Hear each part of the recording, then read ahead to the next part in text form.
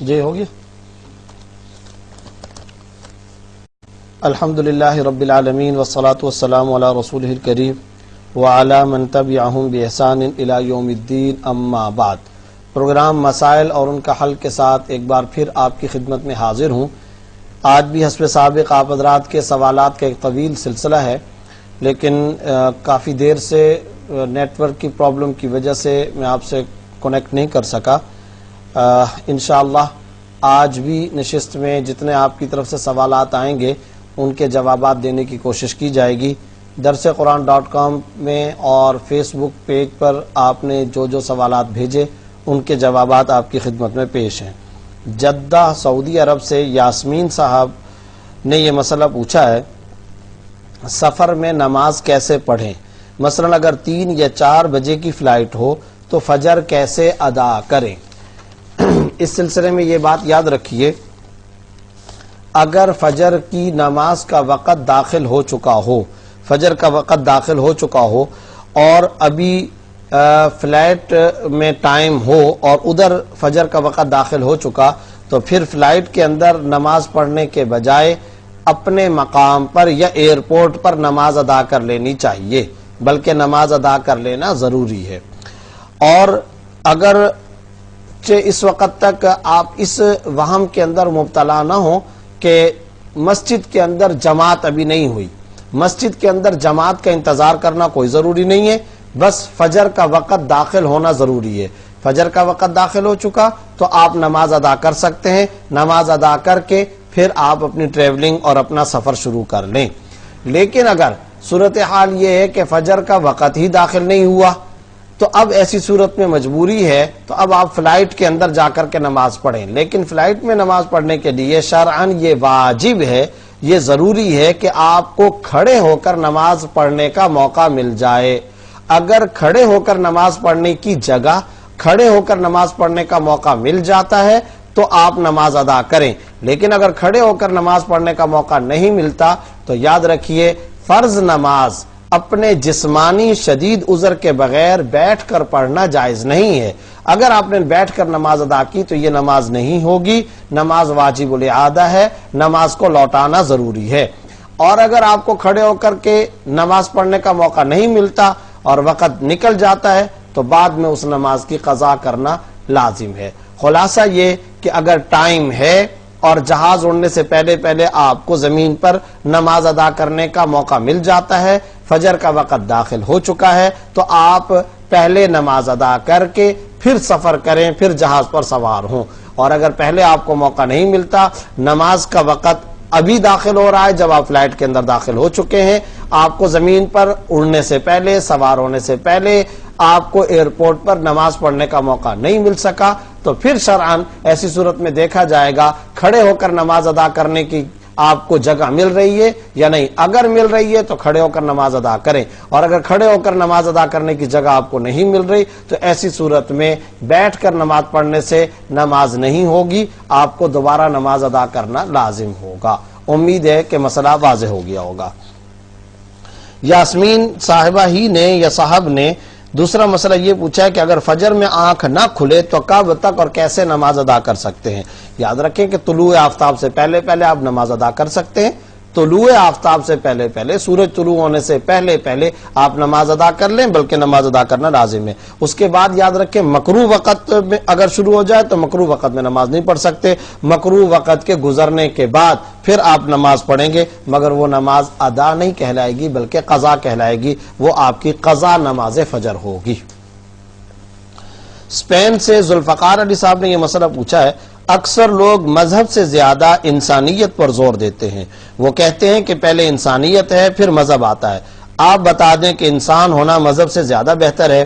یاد رکھیے یہ بات آج اگر کوئی ویسٹ کا فلسفہ سامنے رکھ کر کے پیش کرتا ہے، کچھ این جی اوز کی بنیاد پر یہ بات کہتا ہے، یا وہ کسی سوشل ورکر سے متاثر ہو کر کے یہ بات کرتا ہے، تو یاد رکھیے ہم اس کے جواب میں یہ کہیں گے کہ اسلام وہ دین حق ہے جس نے خود انسانیت کا خیال اور لحاظ رکھنے کا حکم دے رکھا ہے. قرآن کریم کے اندر تو بڑی وضاحت کے ساتھ اللہ رب العزت نے سورۃ الاسراء یعنی سورہ بنی اسرائیل آیت نمبر 67 کے اندر ارشاد فرمایا وَلَقَدْ كَرَّمْنَا بَنِي آدَمَ وَحَمَلْنَاهُمْ فِي الْبَرِّ وَالْبَحْرِ وَرَزَقْنَاهُمْ مِنَ الطَّيِّبَاتِ وَفَضَّلْنَاهُمْ عَلَى كَثِيرٍ مِّمَّنْ خَلَقْنَا تَفْضِيلًا۔ کیا فرما رہے ہیں اللہ رب العزت؟ اور تحقیق ہم نے بنی آدم کو اکرام اور اعزاز اور مقام بلند عطا کیا ہے۔ ہم نے بنی آدم کو، یہاں بنی آدم کی بات ہو رہی ہے، یہ انسان کی بات ہو رہی ہے، ہم نے انسان کو اکرام دیا ہے، ہم نے انسان کو مقام بلند دیا ہے، ہم نے انسان کو انسانیت کا مقام، شرف، اشرف المخلوقات ہونے کا درجہ، منصب عطا کیا ہے۔ اور پھر اللہ آگے کیا ارشاد فرما رہے ہیں؟ خشکی کے اندر، تری کے اندر، بر و بحر کے اندر ہم نے اسے مقام بلند دیا، اور ہم نے اپنی بے شمار مخلوقات، کثیر مخلوقات میں سے اس مخلوق یعنی بنی نوع انسانیت کو فضیلت عطا کی ہے، مقام بلند عطا کیا ہے، رفعت اور بلندی عطا کی ہے، درجے کی اونچائی عطا کی ہے۔ یہ تو خود قرآن کریم فرما رہا ہے۔ اللہ رب العزت فرما رہے ہیں لَقَدْ خَلَقْنَا الْإِنسَانَ فِي أَحْسَنِ تَقْوِيمٍ، انسان کو ہم نے ایک خوبصورت سانچے کے اندر پیدا کیا، ایک خوبصورت سانچے میں ڈھال کر کے اس کی ہم نے تخلیق کی اور اس کو ہم نے پیدا کیا۔ قرآن کریم جگہ جگہ رب الناس، ملک الناس، الہ الناس، قل یا ایہا الناس انی رسول اللہ الیکم جمیعا، اللہ رب العزت جگہ جگہ ناس لوگوں کی انسانوں کی بات کر رہا ہے۔ تو جب آپ دین حق کو اختیار کریں گے تو دین حق خود آپ کو یہ پیغام دیتا ہے، دین حق کا خود کلیم ہے، یہ دین حق کا خود دعویٰ ہے یہ کہ انسانیت کا احترام کرنا چاہیے، انسان کو شرف اور انسان کو اعزاز دینا چاہیے، انسان کو بلند مقام دینا چاہیے۔ یہ تو خود قرآن کریم کہہ رہا ہے۔ اسلام کا ویژن بڑا وسیع ہے، اسلام میں انسانیت موجود ہے۔ چنانچہ اگر ہم کسی ایک انسان کو دیکھیں گے جس پر ظلم ہو رہا ہے تو ہم بطور مسلمان اس بات کے پابند شریعت ہیں کہ اس مظلوم کی مدد کریں، چاہے وہ سکھ ہو، چاہے عیسائی ہو، چاہے مجوسی ہو۔ دنیا میں جتنے مظلوم طبقے ہیں ان مظلوم طبقوں کو ظالموں کے چنگل سے چھڑانا اسلام کا دعویٰ ہے، اسلام کا مطالبہ ہے۔ اسلام یہ بات کہتا ہے کہ کبھی بھی دنیا میں کوئی کسی پر ظلم نہ کرے، حتیٰ کہ کیا فرمایا رسول اللہ صلی اللہ علیہ وسلم نے؟ انصر اخاک ظالما او مظلوما، اپنے بھائی کی مدد کرو چاہے وہ ظالم ہو یا مظلوم۔ صحابہ کرام نے سوال کیا یا رسول اللہ مظلوم کی مدد تو سمجھ میں آتی ہے، ظالم کی مدد؟ فرمایا ہاں، ظالم کی مدد یہ ہے کہ اس کو ظلم سے جا کر کے روک دو، اسے کہہ دو کہ ہم تمہارے ظلم کو دنیا میں پنپنے نہیں دیں گے، ہم تمہارا یہ ظلم کا چلن اس ارتھ پہ، اس زمین پر نہیں چلنے دیں گے۔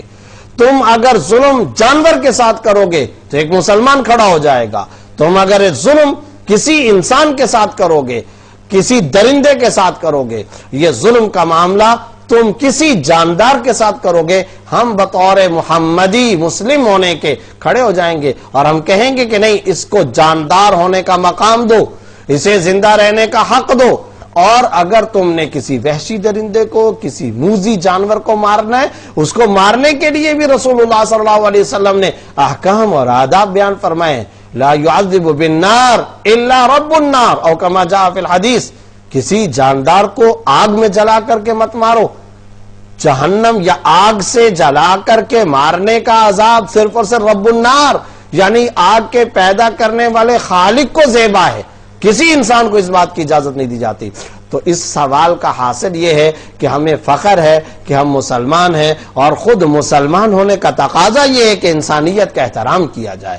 خود مسلمان ہونے کا حکم اور مسلمان ہونے کا تقاضا یہ ہے کہ کوئی انسان آپ کو نظر آئے جس پہ ظلم ہو رہا ہے، ظلم کیا جاتا کوئی شخص آپ کو نظر آئے، ظلم ہوتا ہوا کوئی انسان آپ کو مظلوم نظر آئے تو اس کی مدد کرو اور اس کو ظلم سے ہٹاؤ، اور اس کی ایسی حالت کے اندر مدد کرو اس بات کو بھول جاؤ کہ وہ مسلمان ہے یا نہیں ہے۔ ہاں اگر وہ مسلمان ہے تو پھر ایک مزید حق آپ کے ذمہ آ جائے گا، پہلے صرف انسانیت کا حق تھا، اب مسلمان ہونے کا بھی حق ہے۔ چنانچہ حدیث کے محدثین کرام، فقہاء کرام نے بڑی تفصیل کے ساتھ یہ مسئلہ لکھا ہے کہ اگر آپ کا پڑوسی ہے تو آپ اس پڑوسی کی مدد کرو اور اس پڑوسی کے حق کو ادا کرو. اور اس کا صحابہ نے نقشہ پیش کیا. ابن عمر رضی اللہ تعالیٰ عنہما کا یہ واقعہ ترمذی کے اندر موجود ہے. ایک مرتبہ گھر کے اندر داخل ہوئے اور داخل ہونے کے بعد دیکھا کہ ان کے گھر کے آنگن میں اور گھر کے صحن کے اندر بکرے کو کاٹا گیا ہے اور اس کے پیسز بنائے جا رہے ہیں اور اس کا گوشت تیار کیا گیا ہے. حضرت ابن عمر رضی اللہ عنہما نے کیا پوچھا؟ گھر میں داخل ہوتے ہی پوچھا، اہدیتم لجارنا الیہودی، اہدیتم لجارنا الیہودی، اہدیتم لجارنا الیہودی، 3 مرتبہ. کیا ہمارے یہودی پڑوسی کو تم نے اس میں سے ہدیہ اور کچھ گوشت بھیجا ہے یا نہیں بھیجا؟ پھر پوچھا، ہمارے یہودی پڑوسی کو تم نے اس میں سے مال اور کچھ اس میں سے گوشت دیا ہے یا نہیں دیا؟ یہودی کو دینے کا حضرت ابن عمر حکم فرما رہے رضی اللہ تعالیٰ عنہ. تو حضرات محدثین کرام لکھتے ہیں اگر کوئی غیر مسلم ہے مگر وہ پڑوسی ہے تو پڑوس ہونے کا حق تم پر واجب ہے، اور اگر وہ پڑوسی مسلمان ہے تو ایک حق اور زیادہ آ گیا، اور اگر وہ آپ کا رشتہ دار ہے تو پھر ایک حق اور زیادہ آ گیا، اور اگر قریبی رشتہ دار ہے تو ایک حق اور آ گیا. لیکن اگر وہ رشتہ دار بھی نہیں ہے، جان پہچان والا بھی نہیں ہے، مسلمان بھی نہیں ہے، پڑوسی ہے، تب بھی انسانیت کا اور پڑوس کا اس کو حق دیا جائے گا. تو خلاصہ کلام یہ ہے کہ کوئی ہمیں یہ نہ سکھائے، کوئی ہمیں یہ نہ سمجھائے کہ جناب انسانیت فرسٹ ہوتی ہے، ہیومنٹی فرسٹ. کوئی ہم کو یہ نہ سمجھائے، ہمیں اسلام پہلے سے یہ سمجھاتا ہے. ہم قرآن کا مطالعہ کرتے ہیں تو قرآن کریم کے اندر اللہ رب العزت نے فرمایا ہم نے انسان کو اشرف المخلوقات بنایا ہے، ہم نے انسان کو بلندی دی ہے، ہم نے بر و بحر میں اس کو عزت اور مقام میں بلند دیا ہے. یہ خود قرآن کا مطالبہ ہے، یہ خود اسلام کا مطالبہ ہے. اسلام کا اور قرآن کا اور محمد الرسول اللہ صلی اللہ علیہ وسلم کا ویژن بڑا وسیع ہے، ہمارا خطاب بڑا وسیع ہے. ہم نے پوری دنیا کی انسانیت کی بات کرنی ہے. رسول اللہ صلی اللہ علیہ وسلم کی نبوت عالمگیریت والی ہے، ہمہ گیریت کا پہلو لیے ہوئے ہے، ہمہ جہت کا پہلو لیے ہوئے، گلوبلائزیشن کے بغیر، عالمگیریت کے بغیر اور پوری دنیا کو اپنا خطاب دیے بغیر نبی کی نبوت مکمل نہیں ہو سکتی ہے. قل یا ایھا الناس انی رسول اللہ الیکم جمیعا. اللہ نے نبی صلی اللہ علیہ وسلم کو اپنا تعارف کروانے کے لیے ارشاد فرمایا، کہہ دیجئے اے لوگوں میں تم سب کی طرف اللہ کا پیغمبر بنا کر رسول بنا کر کے بھیجا گیا ہوں. انی رسول اللہ الیکم، تم سب کی طرف. پھر آگے مزید تاکید پیدا کرنے کے لیے فرمایا جمیعا، تم سب کے سب کی طرف میں اللہ کا پیغمبر اور اللہ کا رسول بنا کر کے بھیجا گیا ہوں. اس لیے انسانیت کا یہ درس خود محمد رسول اللہ صلی اللہ علیہ وسلم نے عطا فرمایا، خود قرآن نے اور حدیث نے عطا فرمایا ہے. بشرا صاحبہ نے کراچی سے پوچھا ہے فرض نماز کے دوران اگر ماہواری شروع ہو جائے تو کیا اس نماز کو دوبارہ پڑھنا ہوگا؟ یاد رکھیں فرض نماز کے دوران بھی اگر مینسز آ جاتے ہیں تو یہ نماز بھی شرعاً معاف ہے اور پاک ہونے کے بعد اس کی کوئی قضا کرنا لازم نہیں ہے. اور اگر کوئی خاتون بیماری کی وجہ سے روزے نہ رکھ سکے بعد میں قضا کرتے ہوئے یہ کہنا ضروری ہے نیت کرتے ہوئے کہ مثلا 2016 کے رمضان کے روزے رکھ رہی ہوں، سال کی نیت دل میں ضروری کرنی ہوگی؟ اگر کسی نے نیت یہ کی کہ پہلے سال کے رمضان میں جو روزے رہ گئے وہ رکھ رہی ہوں، کیا یہ نیت ٹھیک ہے؟ دیکھیں قضا روزوں کے اندر ڈیٹ کو مقرر کرنا، تاریخ کو دن کو مقرر کر کے قضا کی نیت کرنا شرعاً کوئی ضروری نہیں ہے. بس یہ کہہ دینا کہ فلاں دن یا فلاں تاریخ کا روزہ رکھ رہی ہوں، اگر آپ اس طرح سے کہہ سکتے ہیں تو بالکل ٹھیک ہے. اور اگر آپ اس طریقے سے باقاعدہ یہ دن ڈیٹ اور تاریخ مقرر نہیں کر سکتے تو شرعاً اس میں کوئی حرج کی بات نہیں. ہاں اگر یہ معاملہ ہو کہ 2 رمضان کے روزے رہ گئے تو آپ اس طرح سے نیت کر لیں کہ میں اب پہلے والے رمضان کے جو روزے رہ گئے ان کی قضا کر رہی ہوں یا کر رہا ہوں. پھر جب وہ ہو جائے تو اس کے بعد والے جو رمضان کے روزے رہ گئے تھے ان کی قضا کر رہی ہوں یا کر رہا ہوں. گویا کہ سال کی نیت کر لینا بھی کافی ہے. اس میں ڈیٹ کو جنوری کی اور فلاں تاریخ اور دن کو اور بدھ کو اور جمعے کو مقرر کرنا اور نام لینا ایسا نیت میں کوئی ضروری نہیں ہے. بس یہ نیت کر لینا بھی کافی ہے کہ جو پہلے سال کے روزے چھوٹے تھے ان کی قضا، جو بعد میں روزے چھوٹے تھے ان کی قضا. بس اتنی نیت بھی اگر کر دی گئی تو یہ کافی وافی ہے. فارس صاحب نے پوچھا ہے ٹرین میں نماز کیسے پڑھی جائے؟ ٹرین کے اندر بھی فرض نماز کا معاملہ یہی ہے کہ فرض نماز جیسا کہ میں نے پہلے جہاز میں نماز پڑھنے سے متعلق یہ بات ذکر کی تھی کہ بغیر شرعی مجبوری اور شدید عذر کے، لیکن وہ عذر ایسا جو عذر من اللہ ہو. عذر من اللہ کا مطلب کیا ہے؟ یعنی مثلا انسان کو جسمانی طور پر عذر لاحق ہے کہ وہ کھڑا ہی نہیں ہو سکتا, تو اگر ایسا عذر ہو تو ایسی صورت میں بیٹھ کر فرض نماز ادا کی جا سکتی ہے. لیکن اگر آسمانی عذر نہ ہو, جسمانی عذر نہ ہو, تو پھر ایسی صورت میں فرض نماز بغیر کھڑے ہوئے ادا نہیں کی جا سکتی. اگر کوئی شخص ٹرین کے اندر نماز پڑھتا ہے تو پھر اس میں بھی یہ ضروری ہے کہ کھڑے ہو کر کے نماز ادا کرے, اور قبلہ رخ ہونا بھی ضروری ہے. لیکن اگر قبلہ رخ ہونے کا بھی پتہ نہیں چل رہا اور کھڑے ہو کر نماز پڑھنے کا موقع نہیں مل رہا, تو یاد رکھیے ٹرین کے اندر بیٹھ کر نماز پڑھنے سے نماز نہیں ہوگی. اگر کسی نے پڑھ لی تو یہ نماز واجب الاعادہ ہے, اس نماز کا لوٹانا شرعاً واجب اور لازم ہے. سید امداد الدین صاحب نے کراچی سے پوچھا ہے, کیا خواتین کا جماعت میں سہ روزے کے لیے جانا ٹھیک ہے؟ جی ہاں, پردے میں اور محرم کے ساتھ جانا, جو شرعی حدود ہے, جو شرعی قواعد ہیں, ان کے ساتھ جانا درست ہے. پردے کا بھی اہتمام کرنا لازم ہے اور پھر محرم کا بھی ساتھ میں ہونا لازم ہے. یونس امین صاحب نے پوچھا ہے, ایک دوست 1 لاکھ روپے لے کر سال میں 25,000 روپے منافع پر لیتا ہے, کیا یہ کاروبار درست ہے؟ دیکھیں, اس طریقے سے پیسے فکس کر کے منافع دینا یا لینا سود ہے, حرام ہے, ناجائز ہے. اس سے اعتراض کرنا ضروری ہے. کبھی بھی پروفٹ آپ رقم کے اندر طے نہیں کر سکتے. مثلا اس طرح سے کہ کوئی کسی کو 1 لاکھ روپے دے دے کہ ہر مہینے تم نے 25,000 روپے دینے یا ہر سال تم نے 25,000 روپے دینے, شرعاً ناجائز ہے. یہ پرسنٹیج کے اعتبار سے, فیصد کے اعتبار سے نفع کو مقرر کرنا ضروری ہے کہ اتنا پرسنٹ یہ تمہارا ہوگا اگر تو انویسٹمنٹ ہے, مضاربت ہے, اور اتنا پرسنٹ میرا ہوگا. شرکت اور پارٹنرشپ ہے, دونوں صورتوں کے اندر پرسنٹیج کے اعتبار سے نفع طے کرنا ضروری ہے. روپوں کے اندر متعین طور پر رقم نفع کے طور پر مقرر کر لینا شرعاً جائز نہیں ہے. ٹنڈو الیار اندرون سندھ سے زوجہ عبدالسلام صاحبہ نے پوچھا ہے, ایک خاتون بہت غریب ہے, اس کی بیٹی کو اس کے چچا نے ایک تحفہ دیا, اس کو فروخت کر کے اس نے سونے کا لاکٹ لیا. پوچھنا یہ کہ اس صورت میں اس عورت کو زکوٰۃ دی جا سکتی ہے یا نہیں؟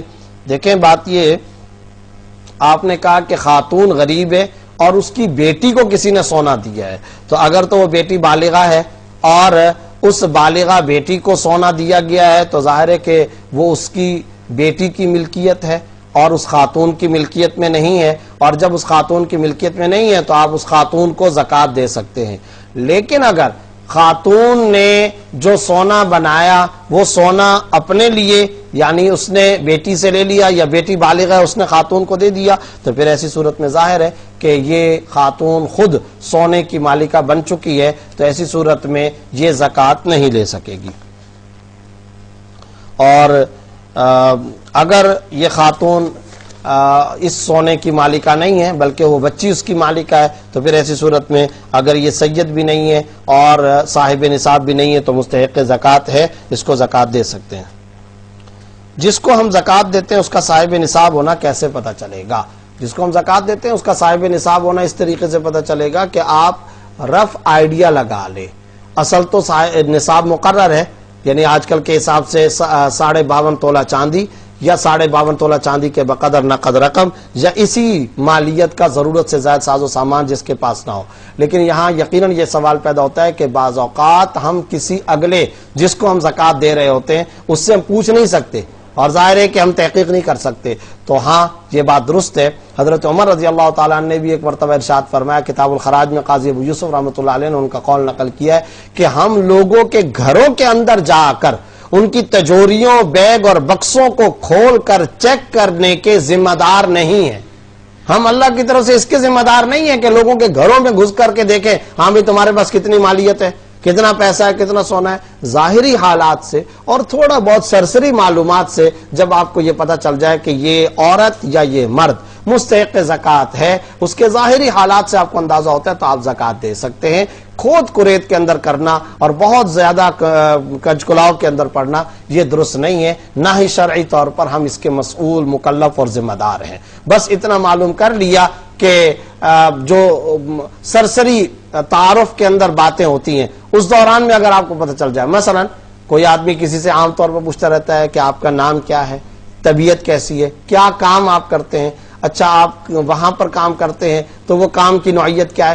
ان 2-4 باتوں سے ہی کچھ نہ کچھ اندازہ ہو جاتا ہے. پھر اس کے ظاہری حالات سے بھی اندازہ ہو جاتا ہے, اس کے کچھ گھریلو حالات بھی بعض اوقات پڑوس والوں کے اور آس پاس اور اپنے رشتہ داروں اور خاندان اور عام لوگوں کے سامنے بھی آ جایا کرتے ہیں. بس اتنا معلوم کر لیا اور آپ کو دلی طور پر یہ بات سامنے آ رہی ہے کہ بظاہر یہ مستحق زکوٰۃ لگتا ہے تو آپ اس کو زکوٰۃ دے سکتے ہیں, آپ کی زکوٰۃ ادا ہو جائے گی. ایک صاحب نے یہ مسئلہ پوچھا ہے کہ ہم عمرہ کرنے کے لیے گئے, خاتون ہیں, عمرے کے بعد میرے شوہر کسی ضروری کام سے جدہ گئے, وہاں سے واپسی مکہ آتے ہوئے بغیر احرام کے آ گئے, تو کیا ان پر دم ہوگا؟ نہیں, اگر عمرے کی نیت کر کے وہ نہیں آئے, جدہ گئے اپنے کسی کام کاج سے یا کسی ملنے جلنے یا سیر و تفریح یا کچھ بھی کرنے کے لیے, اور واپس جب وہ مکہ آ رہے تھے تو عمرہ کرنے کی نیت نہیں تھی, تو ان پر احرام باندھنا شرعاً کوئی لازم نہیں تھا. یعنی جدہ سے مکہ آنے کے لیے احرام باندھ کر کے آنا شرعاً ضروری نہیں ہے, جو آدمی مکہ کے اندر مقیم ہے اس کے لیے.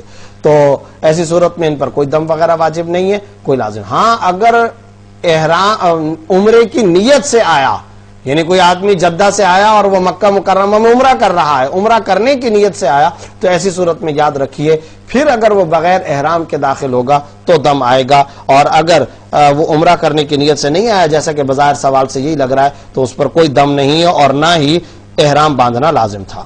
ایک خاتون نے یہ مسئلہ پوچھا ہے, دوران نماز اگر محسوس ہو جائے کہ لیکوریا خارج ہوا ہے تو کیا کرنا چاہیے؟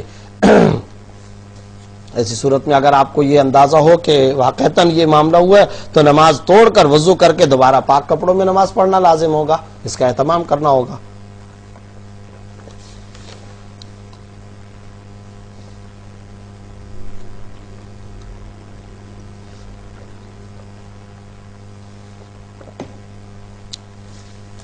انہی خاتون صاحبہ نے ایک اور مسئلہ یہ پوچھا, وضو کر کے گھر سے نکلے, 2 گھنٹے کے بعد نماز کا ٹائم ہوا, مجھے شک ہوتا ہے کہ لیکوریا کا, تو اس کے بارے میں کیا حکم ہے؟ سب سے پہلی بات تو یہ ہے کہ شک سے وضو نہیں ٹوٹتا, یہ بات ذہن کے اندر رکھیں جب تک آپ کو یقین یا غالب گمان نہ ہو جائے. اور اگر آپ کو دلی اطمینان کرنا ہے تو پھر نماز سے پہلے دیکھ کر اطمینان کر لینا چاہیے تاکہ جو شک ہے اس شک کی گنجائش نہ رہے, لہذا آپ نماز سے پہلے دیکھ لیا کریں. اور اگر دوران نماز آپ کو محض شک ہوتا ہے تو یاد رکھیے شک سے کچھ نہیں ہوتا, شک کی طرف توجہ کرنے کی کوئی ضرورت نہیں ہے, آپ کی نماز درست ہو گئی ہے. اور جب نماز درست ہو گئی تو اب اس کے بارے میں پیچیدگی کے اندر یا شک کے اندر یا شبے کے اندر مبتلا ہونا شرعاً درست نہیں ہے, اس سے احتراز کریں. ایک خاتون نے یہ مسئلہ پوچھا ہے کہ عورت کس طرح کی خوشبو استعمال کر سکتی ہے؟ یاد رکھیں حدیث کے اندر اس کا معیار خود رسول اللہ صلی اللہ علیہ وسلم نے بیان فرما دیا ہے, طیب الرجال ریح لا لون لہ وطیب النساء لون لا ریح لہ. کیا مطلب؟ مردوں کی خوشبو ایسی ہوتی ہے, ایسی ہونی چاہیے کہ خوشبو تو ہو کلر نہ ہو, اور عورتوں کی جو خوشبو ہے اس میں کلر تو آئے, کلر اگر آتا ہے تو آتا رہے, کوئی حرج نہیں ہے, لیکن اس سے خوشبو کی مہک باہر کو نہ جائے. یعنی اس خوشبو کا جو ہے وہ کلر اگر زعفران کا ہے فرض کریں یا مہندی وغیرہ کا ہے اور اس طرح کی خوشبو ہے تو اس میں شرعاً کوئی حرج کی بات نہیں, لیکن مہک اٹھنا اور بہت زیادہ اٹھنا اور راستے سے گزرتے ہوئے دائیں بائیں والے افراد کو بھی وہ مہک محسوس ہو, یہ مناسب نہیں ہے, یہ طرز عمل غلط ہے. ایسی خوشبو عورت کو استعمال نہیں کرنی چاہیے. خلاصہ یہ کہ ہلکی خوشبو جو خود اس تک محدود رہے یا بہت کوئی قریب میں مجلس کے اندر موجود تو اس تک آئے, اس کی مہک زیادہ نہ اٹھے, ایسی خوشبو خاتون کو استعمال کرنی چاہیے. نفیسہ ناز صاحبہ نے جمشید پور انڈیا ہندوستان سے پوچھا ہے, آپ نے بتایا تھا کہ ماہواری کے ایام میں قرآن پاک نہیں پڑھنا چاہیے, تو رات کے وقت سوتے ہوئے سورہ فاتحہ, سورہ اخلاص, سورہ فلق, سورہ ناس وغیرہ نفاس کی حالت میں نہیں پڑھنا چاہیے. اسی طرح سورہ کہف کی جو آیات یاد ہوں تو ان کو بھی نہیں پڑھنا چاہیے. دیکھیں ماہواری کے ایام میں حیض یا نفاس یعنی مینسس کے ایام میں یا نفاس کی حالت کے اندر آپ قرآن کریم کی تلاوت نہیں کر سکتی, یہ مسئلہ واضح طور پہ سمجھ لیں. اب رہ گئی یہ بات کہ قرآن کریم کی کچھ آیتیں یا کچھ صورتیں پڑھ سکتی ہیں یا نہیں, تو یاد رکھیے اصول, جو آیات دعا کے معنی پر مشتمل ہوں, یعنی ایسی آیات ہیں جن میں دعا ہے اور دعا کی نیت سے اگر آپ پڑھتی ہوں تو ایسی صورت میں آپ ان آیات کو پڑھ سکتی ہیں. مثلا اس کی مثال ہے ربنا آتنا فی الدنیا حسنہ وفی الآخرۃ حسنہ وقنا عذاب النار ربنا لا تزغ قلوبنا بعد اذ ہدیتنا ربنا هب لنا من ازواجنا وذریاتنا قرۃ اعین. اب یہ جو ربنا کہہ کر کے دعاؤں کی جو آیات ہیں ان کو اگر بطور دعا کے، ریپیٹ، بطور دعا کے، نہ کہ بطور تلاوت قرآن کے، بطور دعا کے اگر کوئی خاتون پڑھنا چاہتی ہے تو وہ پڑھ سکتی ہے. لہٰذا اب اس قانون کی روح سے آپ کا مسئلہ واضح ہو گیا. آپ نے صورتوں کے نام لکھے تو سورہ فاتحہ وہ یقیناً دعا ہے، سورہ فاتحہ دعا پر مشتمل ہے، لہٰذا سورہ فاتحہ کو دعا کی نیت سے پڑھ سکتی ہیں. لیکن سورہ کہف کی جو آیات، سورہ کہف کو پڑھنا تو وہ دعا نہیں ہے، لہٰذا ان کی آیات کو آپ نہیں پڑھ سکتے. سورہ اخلاص ہے، اس میں دعا کا پہلو نہیں ہے. قل هو اللہ احد اللہ الصمد لم یلد ولم یولد ولم یکن لہ کفوا احد. اب آپ بتائیے اس میں اللہ رب العزت کی توحید کا بیان ہے، اس میں دعا کا پہلو براہ راست نہیں ہے. تو جب نہیں ہے تو یہ آیات اور یہ صورت آپ مینسز کے ایام میں یا نفاس کی حالت میں نہیں پڑھ سکتی. حاصل یہ کہ وہ آیات جو دعا کے معنی پر مشتمل ہو اور بطور دعا کے آپ پڑھنا چاہیں وہ پڑھ سکتی ہیں. دعا کے معنی کے علاوہ سورہ فلق، سورہ ناس، سورہ اخلاص یہ آپ نہیں پڑھ سکتی. اسی طرح سورہ کہف کا آپ نے پوچھا، وہ نہیں پڑھ سکتی. سورہ فاتحہ البتہ پڑھ سکتی ہے کیونکہ اس میں دعا کا معنی ہوتا ہے. سائمہ نعمان صاحبہ نے پوچھا، ایک خاتون کو گولیاں کھانے کی وجہ سے ماہواری 10 دن رہتی ہے لیکن کبھی کبھار بڑھ جاتی ہے، تو یہ عورت کیسے نماز پڑھے؟ یاد رکھیں کہ 10 دن کے بعد جتنا بھی خون آئے وہ مینسز نہیں ہوتا، استحاضہ ہوتا ہے. استحاضہ کا مطلب ہے کہ وہ بیماری کا خون ہے، اس میں نماز پڑھنی ہوگی اور نماز بھی اس میں پڑھنا لازم ہے، اور ازدواجی تعلق بھی قائم کرنا چاہیں تو کر سکتے ہیں.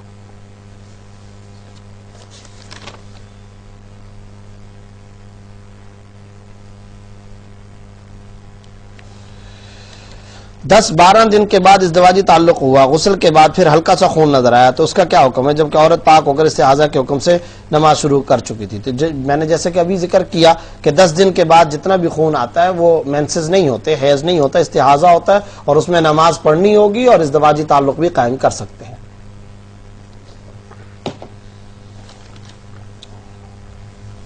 لال حبیب آفریدی صاحب نے پوچھا ہے، کیا میں فرض نماز کے سجدے میں قرض سے خلاصی کی دعا کر سکتا ہوں؟ دیکھیں جہاں تک فرائض نماز کا تعلق ہے اس کا رکوع ہو یا سجدہ، رکوع اور سجود میں اذکار مسنونہ کے سوا کچھ نہیں پڑھنا چاہیے. جو اذکار مسنونہ ہیں مثال کے طور پر درود شریف ہے، رب اغفر لی ولوالدی، رب اجعل لی مقیم الصلاۃ الی آخری، یہ پڑھ سکتے ہیں.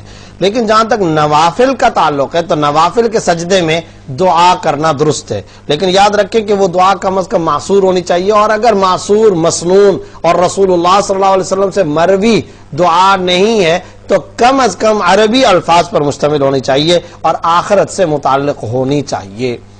عربی الفاظ پر مشتمل ہو اور آخرت سے متعلق ہو. وقاص احمد صاحب نے لاہور سے پوچھا ہے کہ مسجد اقصی اور مسجد حرام کی پہلی تعمیر کس نے کی؟ دیکھیں اس سلسلے میں تو بہت ساری تاریخی روایات موجود ہیں اور کوئی اس طرح کی صحیح یا قوی روایت نظر سے نہیں گزری کہ جس کے اندر یہ کہا گیا کہ فلاں موقع پر فلاں نے اس کی پہلی تعمیر کی ہے. البتہ بعض تاریخی کتابوں سے یہ بات ثابت ہوتی ہے کہ سب سے پہلے کعبۃ اللہ کی اور بیت اللہ کی تعمیر فرشتوں نے کی ہے، اور پھر اس کے بعد حضرت آدم علیہ السلام نے، اور حضرت آدم علیہ السلام نے جو تعمیر کی تھی وہ طوفان نوح تک برقرار رہی. پھر جس وقت طوفان نوح آیا تو تعمیر منہدم ہو گئی تھی، لیکن تعمیر منہدم ہوئی تھی مگر بنیادیں موجود تھیں، وہ بنیادیں اسی طرح موجود تھیں. پھر ان بنیادوں پر حضرت ابراہیم علیہ السلام نے، حضرت اسماعیل علیہ السلام نے اثر نو تعمیر کو کھڑا کیا. اور یہ بات خود قرآن کریم کے کچھ الفاظ سے بھی ثابت ہوتی ہے، وَإِذْ يَرْفَعُ إِبْرَاهِيمُ الْقَوَاعِدَ مِنَ الْبَيْتِ وَإِسْمَاعِيلُ. اور اس وقت کو یاد کرو جب حضرت ابراہیم اور حضرت اسماعیل علیہ السلام نے بنیادوں سے تعمیر کو اٹھایا. إِذْ يَرْفَعُ إِبْرَاهِيمُ الْقَوَاعِدَ مِنَ الْبَيْتِ، یعنی اس سے اندازہ ہوتا ہے کہ بنیادیں پہلے سے موجود تھی، بنیادوں کے اوپر سے تعمیر کو اٹھایا. یہ الفاظ بھی کچھ نہ کچھ اس بات پر دلالت کرتے ہیں. بہرحال جو تاریخی روایات ہیں ان سے یہ اندازہ ہوتا ہے کہ حضرت ابراہیم اور حضرت اسماعیل علیہ السلام نے طوفان نوح کے بعد بیت اللہ کی تعمیر اٹھائی تھی. اور جہاں تک بیت المقدس کی تعمیر کا آپ نے پوچھا ہے تو اس کے بارے میں بعض تاریخی روایات سے پتہ چلتا ہے کہ تعمیر شروع حضرت داؤد علیہ السلام نے کی اور اس کی تکمیل جو ہے وہ حضرت سلیمان علیہ السلام نے کی. اور یہ بھی آتا ہے کہ یہ تو بات قرآن کریم سے بھی ثابت ہے اور کچھ اور روایات سے بھی کہ حضرت سلیمان علیہ السلام کی تعمیر کے اندر بھی کچھ تعمیراتی کام باقی تھا جو جنات کے سپرد تھا. جس وقت حضرت سلیمان علیہ السلام کی موت کا وقت آیا تو موت کی تیاری کر کے وہ اپنی محراب میں جو شفاف شیشے کا بنا ہوا تھا اس میں داخل ہو گئے. باہر کی سب چیزیں نظر آتی تھی اور اپنے معمول کے مطابق عبادت کے لیے یہ ایک سہارا لے کر کے کھڑے ہوئے. اس دوران میں روح پرواز کر گئی. لیکن جہاں تک جنات کا تعلق تھا تو وہ یہ سمجھے کہ حضرت سلیمان علیہ السلام مسلسل ہمیں دیکھتے چلے جا رہے ہیں اور دیکھ رہے ہیں تو وہ اپنے کام کے اندر لگے رہے. اس طرح یہ تعمیر بعد میں چل کر کے مکمل ہوئی. یہ مختلف روایات سے باتیں پتہ چلتی ہیں. یاسر علوی صاحب نے پوچھا ہے مجھے پورا دن گزرنے کے بعد احساس ہوتا ہے کہ مجھے ایک اچھا مسلمان بننا چاہیے, اگلے دن پھر دنیا کے معاملات میں لگ جاتا ہوں, میں کیا کروں؟ اس سلسلے میں یہی کرنا چاہیے کہ اپنا محاسبہ کریں, شریعت کے مطابق اپنی زندگی گزاریں, کبائر سے بچیں, کم از کم 3 کام کر لیں. نمبر 1 کبائر سے زندگی کو بچائیں, کبیرہ گناہ زندگی میں نہ آئے. نمبر 2 اپنی زندگی کے اندر جو حقوق العباد ہیں ان کو ادا کرتے رہیں. نمبر 3 شرعی فرائض اور واجبات ان کو ادا کرتے رہیں. بس موجودہ دور میں جو شخص یہ کام کر لے وہ ولی اللہ ہے. بس اتنا کام بھی اگر ہو جائے, باقی دنیا داری کے اندر بھی مشغول رہے, زندگی میں کبیرہ گناہ نہ ہو, فرض نماز واجب سنن مؤکدہ وہ پوری کر رہے ہیں آپ, حقوق العباد آپ کے ذمہ کوئی نہ ہو, بس آپ موجودہ دور کے ولی اللہ ہیں. یہی کچھ غنیمت ہے. یہی کچھ کر لیا جائے تو بھی موجودہ دور کے اندر بہت بہت بہت کافی وافی ہے. اللہ رب العزت ہم کو توفیق عطا فرمائے. ہاں اس کے بعد نوافل کا ایک بہت بڑا وسیع باب ہے, صدقہ و خیرات کا ایک بہت بڑا وسیع باب ہے. اللہ رب العزت جتنی توفیق عطا فرمائے اسے اختیار کرنا چاہیے. ساؤتھ افریقہ سے اقصا غوری نے یہ مسئلہ پوچھا ہے, کثرت کے ساتھ استغفار اپنے گناہوں کے لیے تو صرف استغفر اللہ پڑھے یا استغفر اللہ ربی من کل ذنب واتوب الیہ صحیح تسبیح ہے؟ دونوں طرح سے درست ہے. اور یہ ظاہر ہے کہ اگر آپ پورا استغفار پڑھیں گے تو وہ زیادہ افضل ہوگا. استغفر اللہ ربی من کل ذنب واتوب الیہ وہ زیادہ افضل ہے. میں ماں باپ کی بہت نافرمانی کرتی ہوں, دل میرا بہت مجھے ملامت کرتا ہے, لیکن مجھے غصہ آ جاتا ہے ان کی ناانصافی کرنے پر, میری رہنمائی کریں. آپ کے لیے کسی صورت میں ماں باپ کی نافرمانی جائز نہیں. آپ صلی اللہ علیہ وسلم نے متعدد احادیث جو کہ کتب صحاح کے اندر موجود ہے ارشاد فرمایا صحابہ کی مجلس کے اندر, الا احدثکم باکبر الکبائر, کیا کبیرہ میں سے بھی جو سخت ترین بڑا کبیرہ گناہ اس کی میں تمہیں خبر نہ دوں؟ صحابہ نے فرمایا یا رسول اللہ بلا, یا رسول اللہ بالکل فرمائیے. اب آپ صلی اللہ علیہ وسلم نے ارشاد فرمایا الاشراک باللہ وعقوق الوالدین, کبیرہ میں سے بھی جو سب سے زیادہ ٹاپ آف دا لسٹ گناہ ہے وہ کیا ہے؟ اللہ کے ساتھ کسی کو شریک ٹھہرانا, اللہ کے ساتھ کسی کو شریک ٹھہرا کر کے شرک کرنا. اور اس کے فوراً بعد فرمایا حقوق الوالدین, والدین کو ستانا, والدین کی نافرمانی کرنا. تیسرے نمبر پر آپ صلی اللہ علیہ وسلم نے ارشاد فرمایا وشہادت الزور, وشہادت الزور, بلکہ یہ جو جھوٹی گواہی شہادت الزور کا لفظ ہے, حدیث کے اندر آتا ہے کہ آپ صلی اللہ علیہ وسلم نے مسلسل یہ جملہ فرمایا. ترمذی شمائل ترمذی وغیرہ کے اندر یہ روایت موجود ہے کہ اتنی مرتبہ اس بات کو ریپیٹ فرمایا کہ صحابہ کرام سوچنے لگے بلا قلنا لیتہ سکت, ہم سوچنے لگے کاش آپ صلی اللہ علیہ وسلم اپنے آپ کو تکلیف میں ڈالنے, کاش آپ صلی اللہ علیہ وسلم خاموشی اختیار فرما لیتے کہ اپنے آپ کو اتنی مشقت اور تکلیف میں ڈالتے. یہ صحابہ کرام نے اسی روایت کے اندر ارشاد فرمایا. تو پتہ یہ چلا کہ یہ کبیرہ گناہ ہے, ان کبیرہ گناہوں میں والدین کی نافرمانی ہے. تو آپ کے لیے والدین کی نافرمانی کسی صورت میں جائز نہیں, حرام ہے, ناجائز ہے اور جہنم میں داخلے کا ذریعہ ہے. اس لیے اس سے تو احتراز کرنا ضروری ہے. جہاں تک اس بات کا تعلق ہے کہ والدین ناانصافی کرتے ہیں, تو بھائی اگر والدین ناانصافی کرتے ہیں تو وہ جانے, ان کا رب جانے. وہ غلط کر رہے ہیں تو کیا اس کے بدلے میں آپ بھی غلط کریں گی یا کریں گے؟ ہرگز نہیں. وہ حرام کام کا ارتکاب کر رہے ہیں تو ان کا رب ان کو ان کا رب ان سے حساب کتاب لے گا.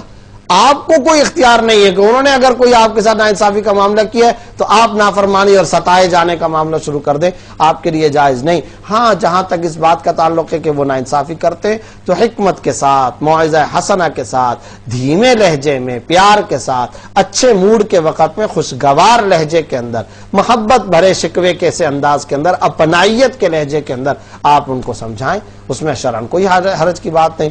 ادعو الی سبیل ربک بالحکمت والموعظۃ الحسنہ، اپنے رب کی طرف بلاؤ حکمت کے ساتھ اور اچھی دردمندانہ نصیحت کے سے انداز کے اندر۔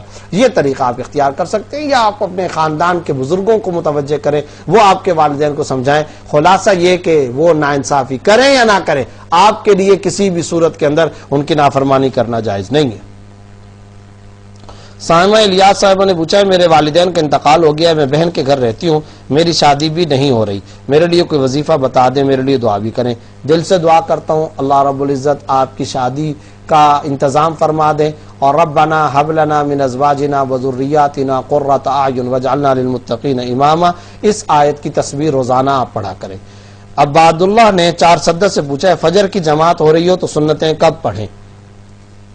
یہ مسئلہ کئی دفعہ آیا ہے، دوبارہ عرض کیے دیتا ہوں۔ اصل مسئلہ یہ ہے کہ فجر کی سنتیں فجر کے فرضوں سے پہلے ادا کریں۔ کہاں ادا کریں؟ بہتر بات یہ اپنے گھر کے اندر نماز ادا کر کے، سنتیں ادا کر کے آپ مسجد کے اندر جائیں۔ اور اگر آپ اپنے گھر کے اندر فجر کی سنتیں نہیں ادا کر سکے تو پھر اگلا طریقہ یہ ہے کہ جب آپ مسجد کے اندر جاتے ہیں تو مسجد سے باہر لان، مسجد کا کوئی ملحقہ پلاٹ یا مسجد کے باہر کوئی صحن وغیرہ ہے تو وہاں پر آپ یہ نماز ادا کریں۔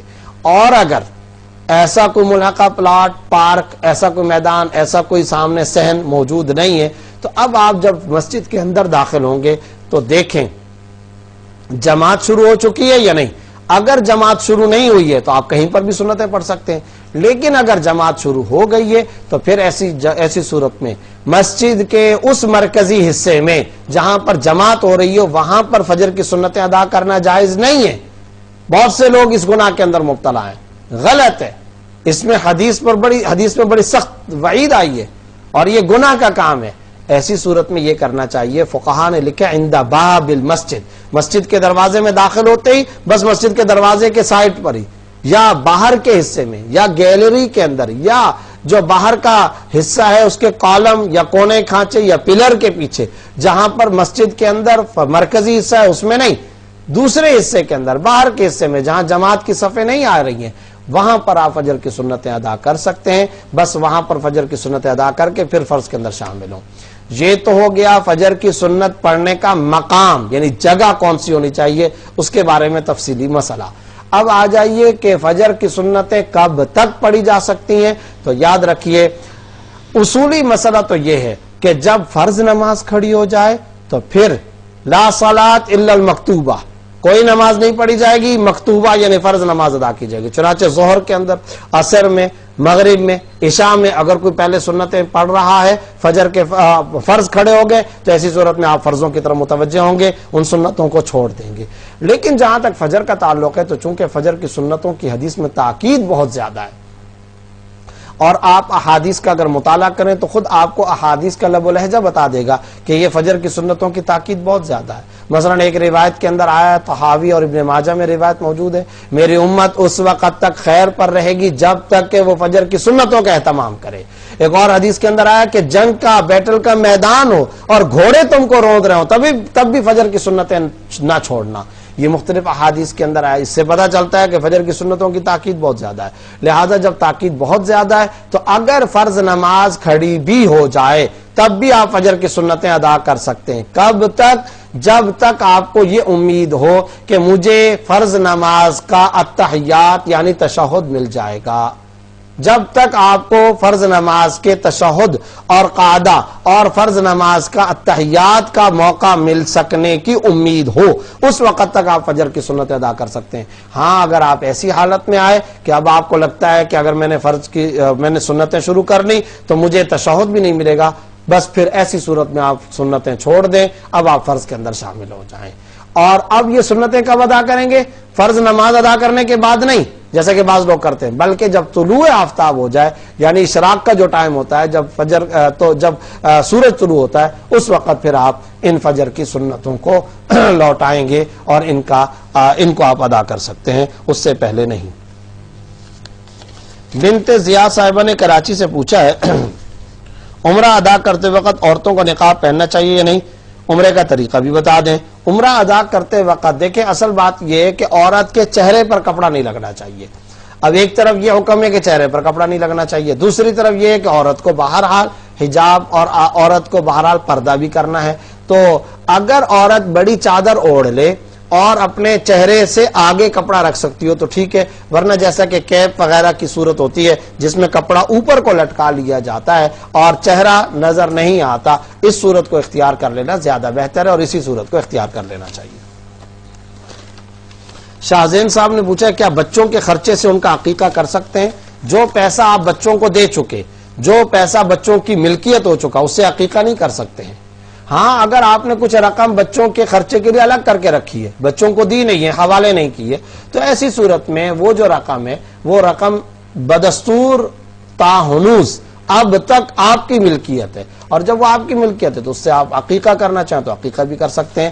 خلاصہ یہ کہ جب تک آپ بچوں کو مالک بنا کر ایک دے دیں اور وہ صرف خرچ کر سکتے ہو، یہ نہیں، ایک باقاعدہ مالک بنا کر کے حوالے کر دینا۔ جب آپ نے بچوں کو پیسہ مالک بنا کر حوالے کر دیا تو پھر اب ان پیسوں سے جو کہ بچوں کی ملکیت ہو چکا، عقیقہ آپ نہیں کر سکتے، آپ کو یعنی والد کو اپنے ذاتی پیسوں سے عقیقہ کرنا ہوگا۔ محمد جمیل صاحب نے انڈیا سے پوچھا ہے اگر کسی کا روزگار کم ہو اور بیوی کی ڈیمانڈ زیادہ ہو اور وہ یہ کہے کہ آپ حلال کما کرنا ہے یا حرام مجھے نہیں دیکھنا، آپ میری ڈیمانڈ کو پوری کریں، تو اس صورت میں شوہر کیا کرے؟ ایسی صورت میں بیوی کی ڈیمانڈ پوری کرنا حرام ہے، ناجائز ہے۔ جو اللہ نے حلال اور طیب رزق عطا کیا ہے، بس اس سے جو کچھ ضرورت پوری ہو سکتی ہے پوری کرنی چاہیے، باقی اپنی خواہشات کو دبانا چاہیے۔ یہ بیوی کا کہنا بھی حرام ہے اور اس پر عمل کرنا بھی حرام ہے، اس کا یہ کہنا کہ حلال حرام کی مجھے کوئی تمیز نہیں، اور پھر شوہر کا یہ سوچنا کہ میں حلال یا حرام کماؤں، دونوں باتیں غلط ہیں۔ لا طاعۃ لمخلوق فی معصیۃ الخالق، کسی مخلوق کی ایسی اطاعت اور ایسی بات ماننا جائز نہیں ہے جس میں خالق کی اور اللہ کی نافرمانی لازم ہے۔ کیوں آپ ان کی بات مانیں گے؟ جو خالق کا وفادار نہیں، وہ مخلوق کا وفادار کیسے ہو سکتا ہے؟ اگر یہ بیوی اللہ کے نافرمانی کا اور حکم دے رہی تو پھر ایسی صورت میں یہ آپ کی بھی حقیقت میں وفادار نہیں ہے، جو آپ کو جہنم کے انگاروں میں ڈالنا چاہتی ہو وہ آپ کی وفادار کیسے ہو سکتی ہے؟ اس لیے ایسی صورت میں اس کی بات ہرگز نہیں ماننی ہے۔ محمد فیضان صاحب نے پوچھا عصر اور عشاء کی 4 رکعت سنت میں قضا کی نیت کر کے پڑھ سکتے ہیں؟ کیا اس میں نیت کا ثواب ہوگا؟ نہیں، قضا، یہ جو قضا نماز ہوتی ہے وہ فرض ہے، اور فرض نماز کے اندر آپ سنت کی نیت یا سنت پہ فرض نماز کی نیت اس طرح سے نہیں ہو سکتا، آپ اس میں قضا کی نیت نہیں کر سکتے۔ رفعت آفرین صاحبہ نے پوچھا ہے قبرستان سے واپسی پر کیا ہاتھ پیر دھونے کی شرعی حیثیت کیا ہے؟ نہیں، اس میں تو کوئی شرعن کوئی حکم نہیں ہے کہ قبرستان سے واپسی پر ہاتھ یا پیر دھونے چاہیے۔ ہاں، بعض اوقات قبر پر چونکہ مٹی ڈالی جاتی ہے تو ہاتھ مٹی سے آلودہ اور ملوث ہو جاتے ہیں، تو اگر اس وجہ سے یا پیروں کے اوپر چونکہ وہاں چلنے سے مٹی وغیرہ لگ سکتی ہے تو اگر کوئی دھوتا ہے تو ٹھیک ہے، دھو لے، لیکن اس کا شریعت یا اسلام کے کسی حکم سے کوئی تعلق نہیں ہے، یہ ایک دنیاوی معاملہ ہے۔ اگر کوئی مٹی کپڑوں پر یا بدن پر لگ گئی ہے، کوئی اس کو دھونا چاہتا ہے تو دھوئے، اس کو سنت سمجھنا یا شریعت کا پارٹ سمجھنا درست نہیں ہے۔ صوفی حسن صاحب نے دہلی سے پوچھا ہے آج عشاء کی نماز میں امام صاحب نے پہلی رکعت میں سورہ ناس، دوسری رکعت میں سورۃ النصر پڑھی، سلام کے بعد آدھے لوگوں نے کہا کہ نماز نہیں ہوئی، بقیہ لوگوں نے کہا کہ نماز ہو گئی، آپ بتا دیں کہ نماز ہوئی یا نہیں۔ پہلی بات تو یہ ہے کہ اگر اس نے سورۃ الناس پڑھی تھی تو اب دوسری رکعت میں بھی سورہ ناس ہی پڑھنی چاہیے تھی، اب دوسری رکعت میں بھی سورہ ناس ہی اس کو پڑھنی چاہیے تھی، امام صاحب کو کوئی اور سورت نہیں پڑھنی چاہیے۔ لیکن اگر انہوں نے فرض نماز کے اندر یہ کام کیا کہ پہلی میں سورۃ الناس دوسرے میں سورۃ النصر پڑھ لی تو یہ مکروہ ہے، قرآن کی ترتیب کے خلاف پڑھنا مکروہ ہے، لیکن اس کا یہ مطلب نہیں ہے کہ نماز نہیں ہوئی، نماز بہرحال ہو گئی ہے، نماز درست ہو گئی ہے، نماز کو لوٹانا یا نماز کا اعادہ کرنا یا دہرانا شرعاً کوئی ضروری نہیں ہے، نماز آپ کی درست ہو گئی۔ البتہ خلاف ترتیب قرآن کریم کی تلاوت کرنا یہ مکروہ ہے، آئندہ اس سے بچنا چاہیے۔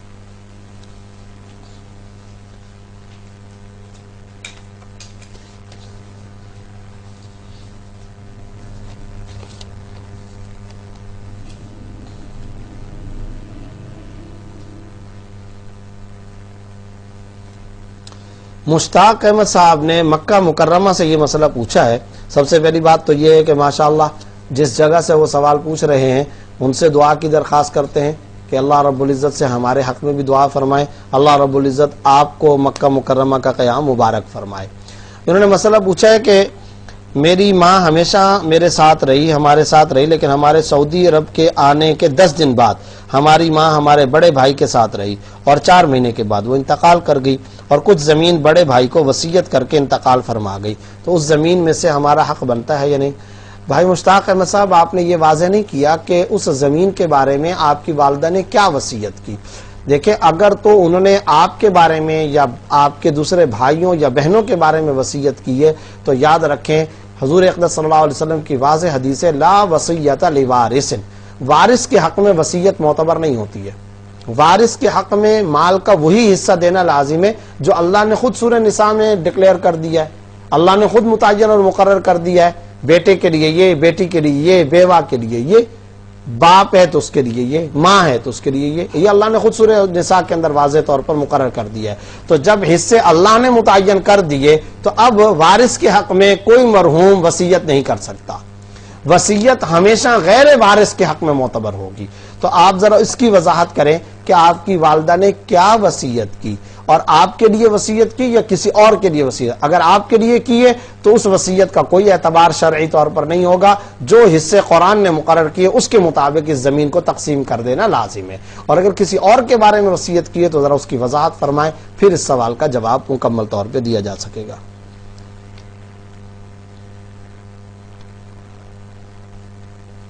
تنزیل عمر صاحب نے پوچھا کیا یتیم بچے کو زکوٰۃ کے پیسے دینے کے بجائے اس سے کوئی چیز دے کر دے سکتے ہیں اگر یہ ڈر ہو کہ پیسے گھر والے لے لیں گے؟ جی ہاں بالکل, زکوٰۃ کے اندر پیسے ہی دینا کوئی ضروری نہیں ہے, مالیت دینا ضروری ہے, کوئی بھی مالیت. تو آپ کوئی اور چیز زکوٰۃ کے اندر دینا چاہیں تو دے سکتے ہیں, کوئی حرج نہیں.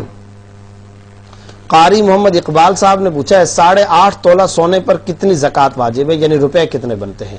یاد رکھیے زکوٰۃ 2.5% واجب ہے, اور پیسوں کا جیولری سے آپ قیمت پوچھنے کے 8.5 تولہ سونے کی آج کل مارکیٹ ویلیو کیا ہے, جتنے پیسے وہ بتائیں اس کا 2.5% زکوٰۃ میں دے دیں.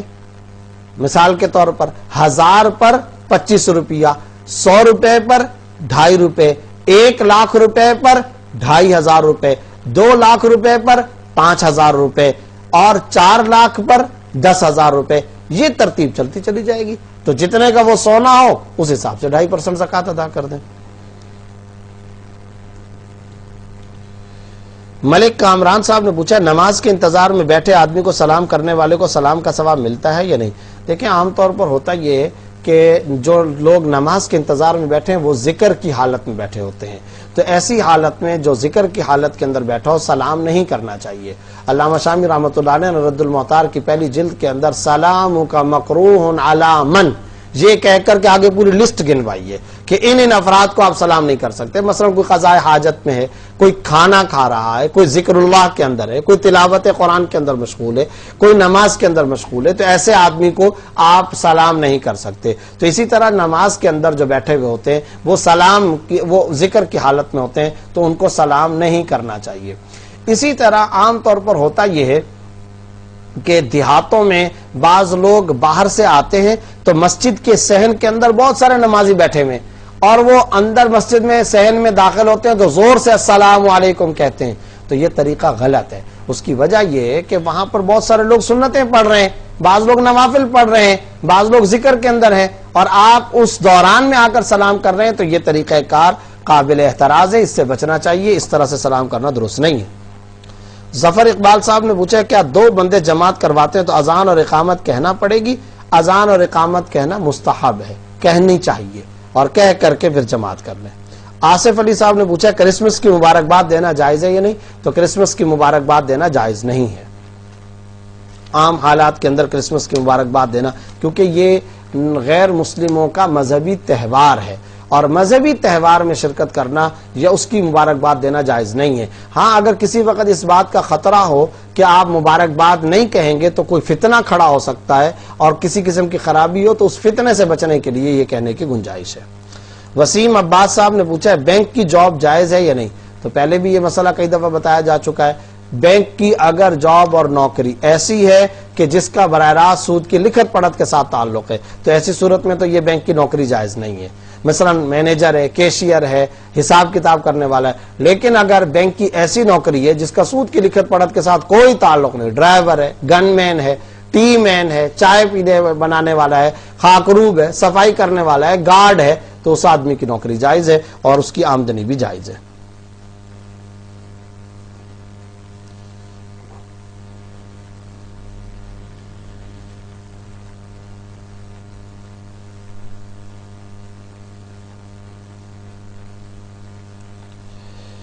دل پذیر عباس صاحب نے پوچھا ہیئر ٹرانسپلانٹ حلال ہے یا حرام ہے؟ جائز ہے, کر سکتے ہیں. شاداب امین صاحب نے پوچھا مخصوص ایام میں ذکر کر سکتے ہیں یا نہیں؟ کر سکتے ہیں, ذکر کر سکتے ہیں, تلاوت قرآن نہیں کر سکتے. ذکر کوئی کرنا چاہے تو وہ کر سکتا ہے, سبحان اللہ, الحمدللہ, اللہ اکبر, یا جو دعائیں ہیں وہ پڑھ سکتے ہیں, وظیفہ جو ہے وہ کر سکتے ہیں. جو قرآن کریم کی آیات ہیں اگر وہ دعا پر مشتمل آیات ہیں اور دعا کی نیت سے اگر کوئی پڑھنا چاہے تو وہ پڑھ سکتے ہیں, جو خواتین ہوتی ہیں وہ پڑھ سکتی ہیں. ملک کامران صاحب نے پوچھا موبائل کمپنی جو ایڈوانس پہ زیادہ پیسہ واپس لیتی ہے یہ سود نہیں ہے؟ یہ سود ہے یا نہیں؟ نہیں, یہ سود نہیں ہے. وجہ یہ ہے کہ سود وہ ہوتا ہے جو پیسے پر پیسہ کمایا جائے. یہاں پر پیسے کا نہیں ہے, بلکہ یہاں تو آپ باقاعدہ بیچتے ہیں اور بیلنس بیچتے ہیں. کمپنی بیلنس بیچتی ہے اور آگے والا جو صارف ہے وہ بیلنس کو خریدتا ہے, تو منٹ کو خرید رہا ہے, اگرچہ وہ منٹ مہنگے داموں کے اندر خرید رہا ہے, اس کو سود نہیں کہا جائے گا. مکہ مکرمہ سے مشتاق احمد صاحب نے پوچھا ہے اپنے اہلیہ کے نام سے عمرہ کرنا چاہتے ہیں تو اس کے لیے کیا کرنا چاہیے؟ کر سکتے ہیں, نفلی عمرہ کریں اور نیت یہ کریں کہ اس کا ثواب میں اپنی اہلیہ کو بھیجتا ہوں اور ایصال ثواب, تو کر سکتے ہیں, چاہے وہ زندہ ہو یا مردہ, کر سکتے ہیں.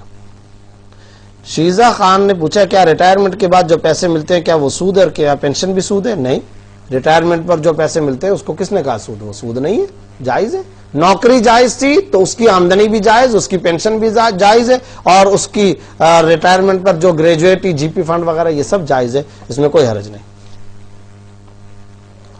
زین صاحب نے کے پی کے سے پوچھا ہے قرآن پاک کی تلاوت کے درمیان اگر کوئی سلام کرے تو جواب دینا چاہیے یا نہیں؟ نہیں, جواب دینا کوئی ضروری نہیں ہے, آپ جواب نہ دیں, تلاوت قرآن جاری رکھیں. ملک کامران صاحب نے پوچھا مسبوق سے اگر امام کے پیچھے نماز میں غلطی ہو جائے تو کیا وہ سجدہ سہو کرے گا؟ نہیں, امام کے پیچھے اگر آپ پڑھ رہے ہیں امام کے اقتداء میں تو آپ پر کسی قسم کا کوئی سجدہ سہو واجب نہیں ہے. آج کی نشست میں آپ کے انہی سوالات کے جوابات پر اکتفا کرتا ہوں. انشاءاللہ اگلی نشست میں آپ کے مزید سوالات کے ساتھ دوبارہ حاضر ہوں گا. تب تک کے لیے اجازت. السلام علیکم ورحمۃ اللہ وبرکاتہ.